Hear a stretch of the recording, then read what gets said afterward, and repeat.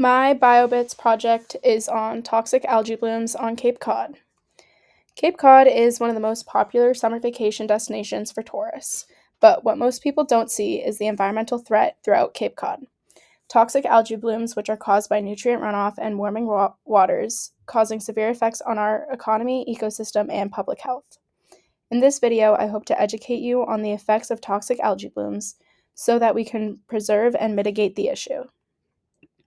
What is a toxic algae bloom?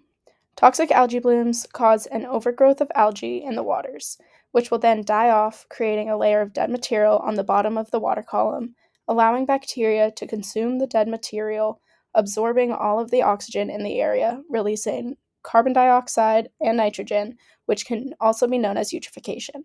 As stated in Noah's article, What is Eutrophication? Causes. Noah stated in the article, Why do harmful algae blooms occur? That blooms can be caused by water runoff, warming waters, and an excess of nutrients being spilled into our waters from septic systems, fertilizers, and pesticides. The excess of nutrients can include phosphorus, nitrogen, and carbon. These nutrients can leak into the water through the ground due to septic systems, rainwater runoff, and can access streams and rivers connected to the lakes and ponds and oceans on and around Cape Cod. The warming waters present the water column to mix, causing the algae blooms in the area to grow faster and thicken in the more prominent areas. Effects on Cape Cod. Cape Cod being known as a primary vacation destination in the summer relies on tourists, our fishing industry, and beaches for its economy to be stable. Toxic algae blooms are affecting all of these. Within the fishing industry, shellfishing is now being closed in certain areas. With the decrease in oxygen in their respective water columns, the shellfish, which can cause paralytic shellfish poisoning.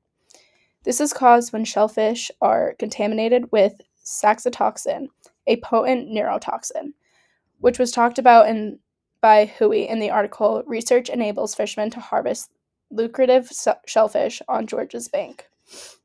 Not being able to fish these shellfish can cause a decrease in the amount brought in, affecting the income of these fishermen, along with the supply and demand needed for restaurants. Along with the effects on shellfish, other marine organisms are being affected as well. The organisms will fight over the oxygen in the dead zones that have been created, which can further affect the balance of our marine ecosystems. When organisms are affected by the lack of oxygen, they will start to die off if they cannot remove themselves from that area, which affects the marine food web. The effects on humans swimming in Cape Cod beaches, ponds, and lakes are also significant. These toxic algae blooms can affect human health as well. Under Wisconsin's Department of Health Services, an article about blue-green algae, health concerns related to blue-green algae, talked about how it can cause humans to contract neurotoxins, hepatotoxins, and can affect your skin. These toxic algae blooms, which cause the beaches, ponds, and lakes to close, which can be a major upset during the hot summer months. Here are some mitigation strategies. Cape Cod has come up with a plan to help reduce the amount of pollution to our waters, which includes updating septic systems or switching to sewage. This mitigation strategy permits owners of septic systems to replace or upgrade their septic systems within the next 5 years. There's also been a watershed permit to map out strategies to reduce the amount of nitrogen pollution and offer alternative approaches to reduce fertilizers and pesticide runoff. This plan to help reduce the amount of toxins entering our waterways will take years to improve the water quality, but it is a start to a very serious problem. Another way to reduce the amount of pollution in our waterways is to reduce the amount of fertilizers and pesticides homeowners use on their lawns and gardens, creating a more sustainable environment. In conclusion, the menace of toxic algae blooms on Cape Cod possesses a significant threat to the region's economy, ecosystem, and public health. Mitigation strategies such as updating septic systems and reducing fertilizer use will help improve our water for the future.